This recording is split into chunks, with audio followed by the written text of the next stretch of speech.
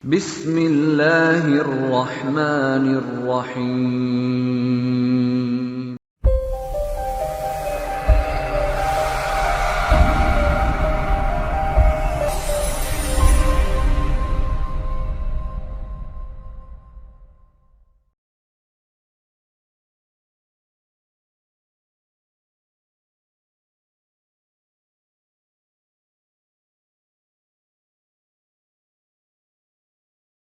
Dari Al-Quran.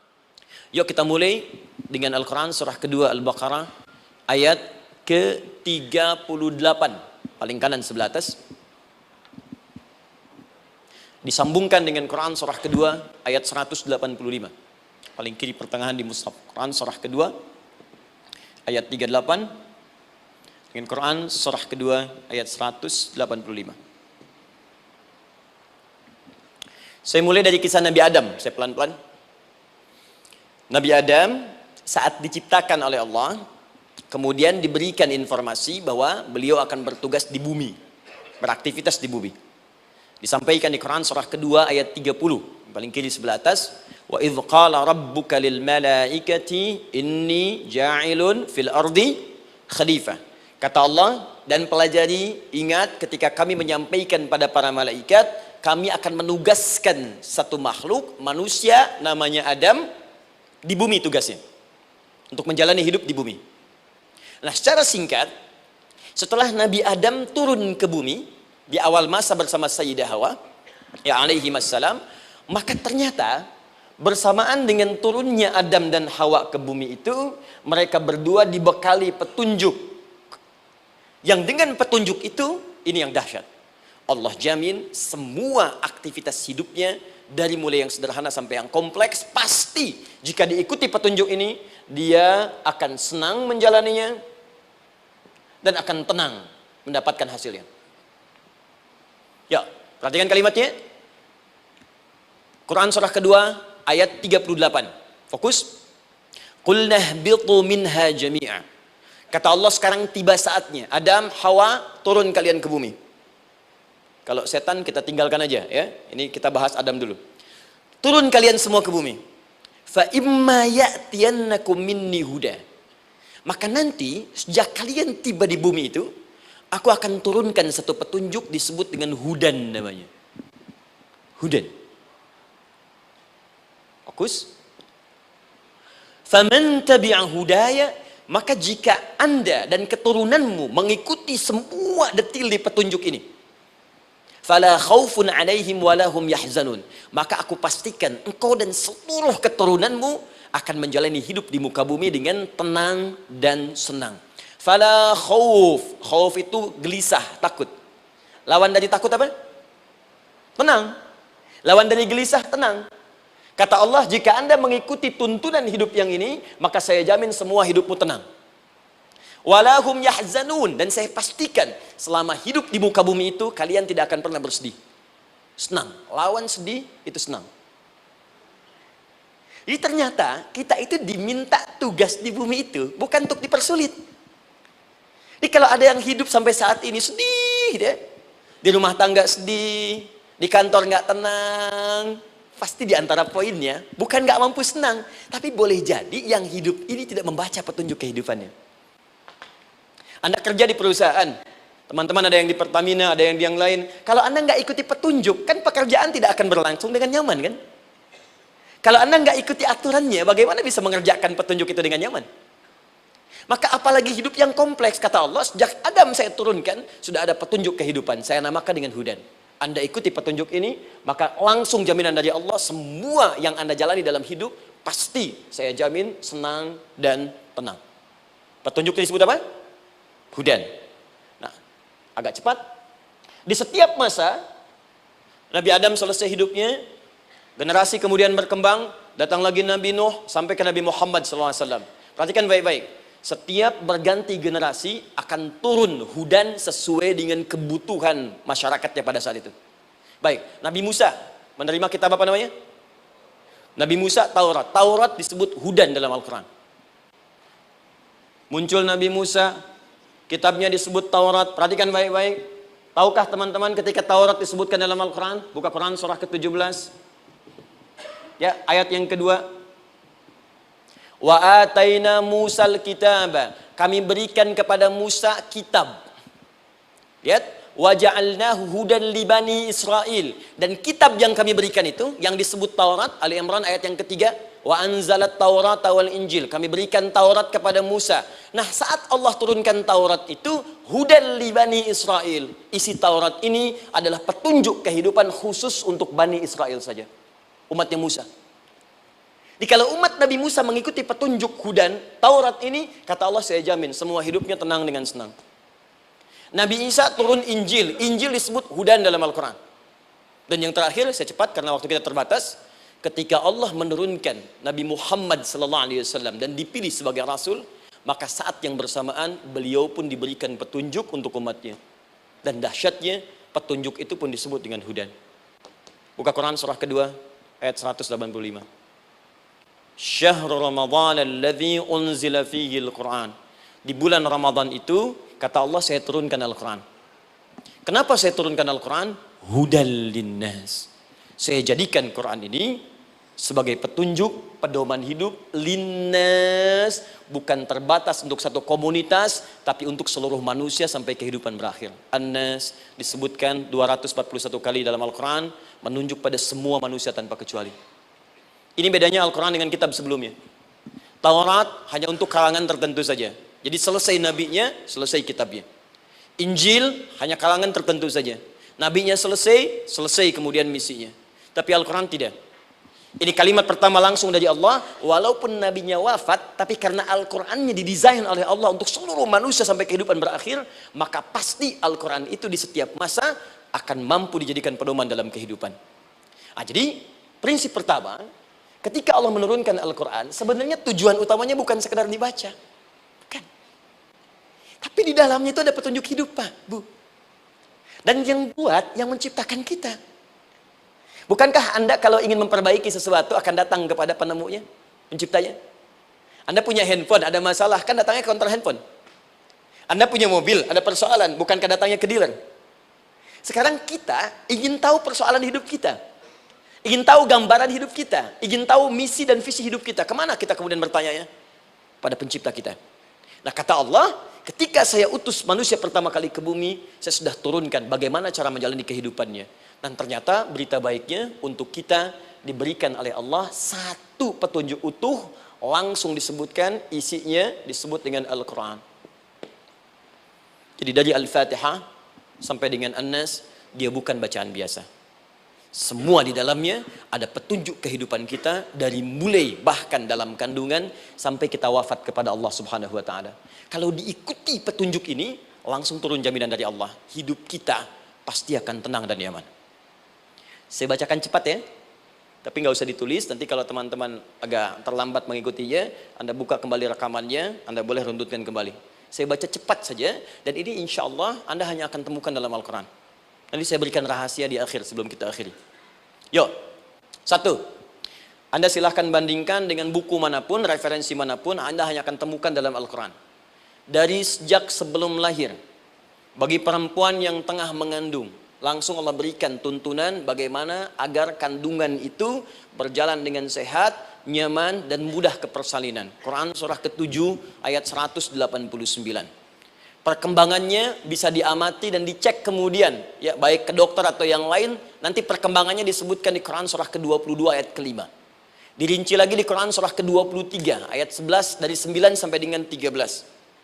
Kemudian mulai terlahir, dari lahiran diberi petunjuk oleh Allah. Nih, berikan ASI maksimal 2 tahun. Kalau ingin berhenti sebelum 2 tahun boleh, begini caranya. Quran surah ke-2 ayat 233.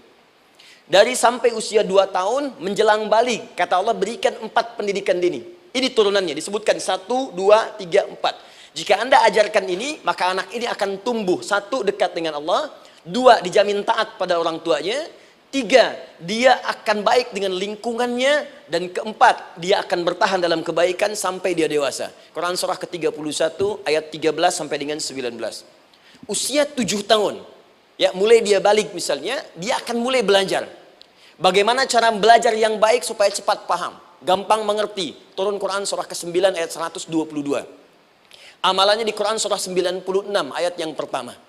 Kemudian rinciannya diturunkan di Quran surah kedua ayat 282 di ujung ayatnya. Lalu bagaimana mencari sekolah yang bagus, majlis yang baik, guru-guru yang baik, diturunkan Quran surah ke-58 ayat ke-11. Dicontohkan tentang Maryam dan Nabi Isa alaihissalam di Quran surah ketiga ayat 35 sampai dengan 37. Naik lagi, dia mulai dewasa, ya, mulai bergaul, bahkan kadang-kadang merantau, punya tempat komunitas berbeda. Bagaimana supaya dia bergaul tidak terpengaruhi oleh lingkungan yang tidak baik. Maaf ya, kadang-kadang ibu yang sudah mengandung, melahirkan, ayah mencari nafkah, tiba-tiba anak pergi bahkan ke kampus, ke sekolah, dapat teman yang gak bagus, pulang-pulang mengecewakan Anda. Dan bagaimana menemukan tempat-tempat yang baik untuk bisa menjaga perilaku anak ini? Ditemukan nanti di Quran surah ke-49 ayat ke-13-nya. Dirinci perkembangannya di Quran surah ke-12 Yusuf ayat 2 sampai dengan ayat 29-nya. Sampai ketika dia akan mulai kemudian menikah. Kata Allah, pilih pasangan yang baik dengan ta'aruf, berikan mahar yang sempurna. Quran surah ke-4 ayat ke-4.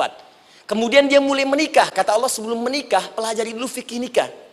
Banyak orang yang menikah, tapi karena tidak belajar tentang persoalan rumah tangga, apa yang akan terjadi di rumah tangganya. Detil Pak, Bu. Kata Allah, ini, kalau kamu berbuat begini, akan ada miskomunikasi. Kalau ada miskomunikasi, persoalannya akan begini. Solusinya begini.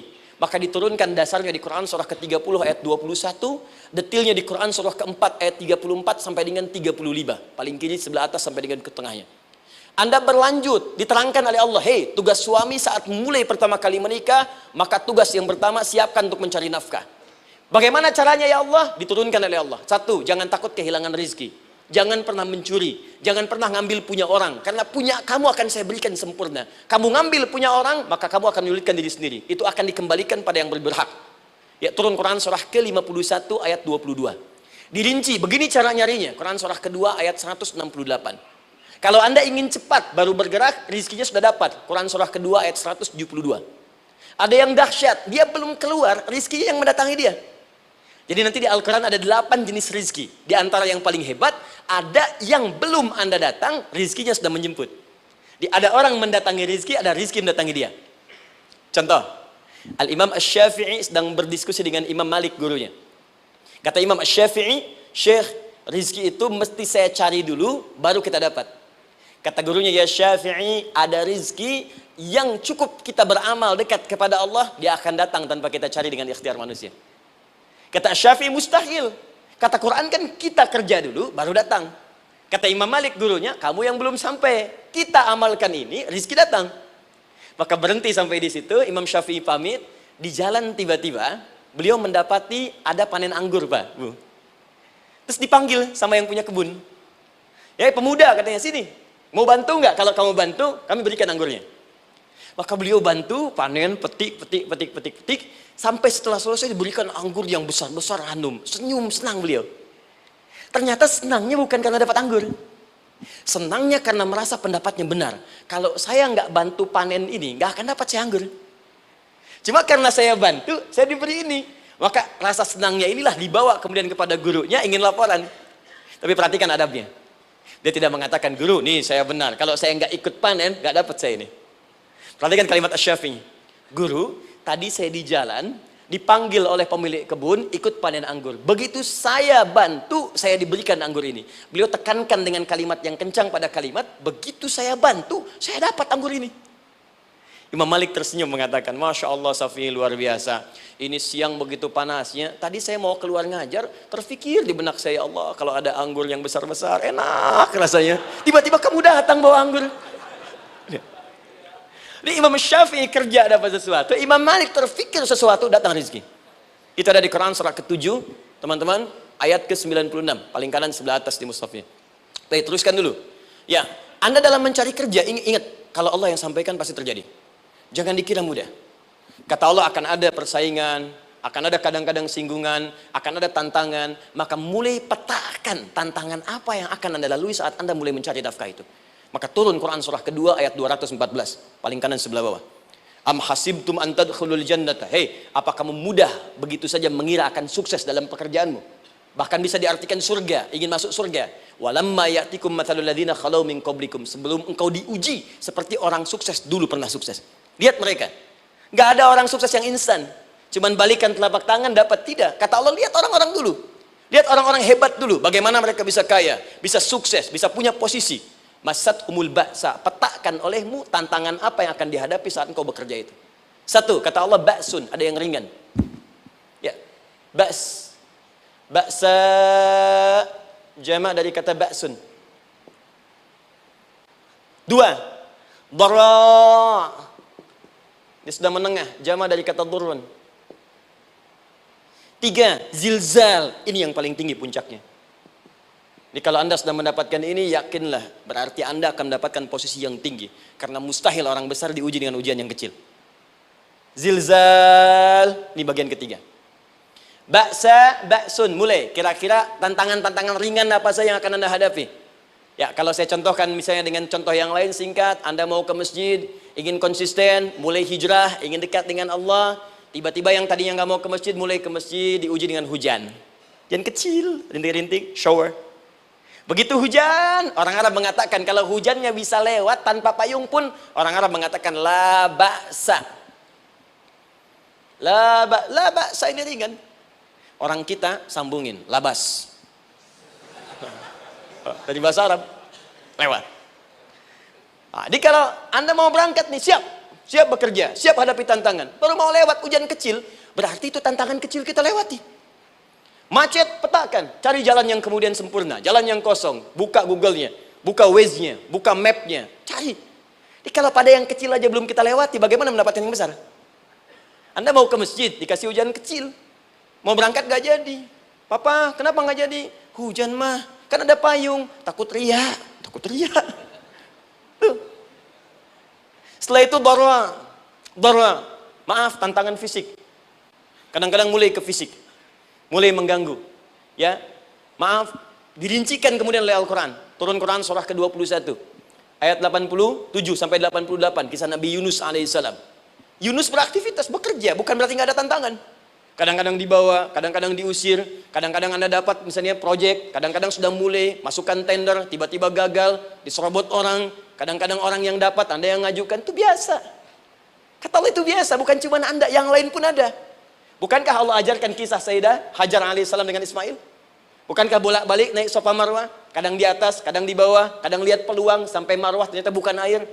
Terkadang Anda yang bekerja, tim yang lain yang mendapatkan, karena kerja keras Anda, bisa jadi terjadi. Bukankah yang kerja keras Hajar yang dapat Ismail? Mungkin Anda yang konsep, yang dapat minyaknya orang lain. Mungkin Anda yang kerja, kan yang suksesnya teman Anda, gak ada masalah. Dan itu kemudian akan bermanfaat bagi Anda. Tidak mungkin setiap keringat yang keluar dari diri kita mustahil, kecuali akan melahirkan manfaat yang kembali pada diri kita. Tantangan. Tapi yang paling dahsyat, ini yang gak ditemukan di sebagian referensi yang kita baca.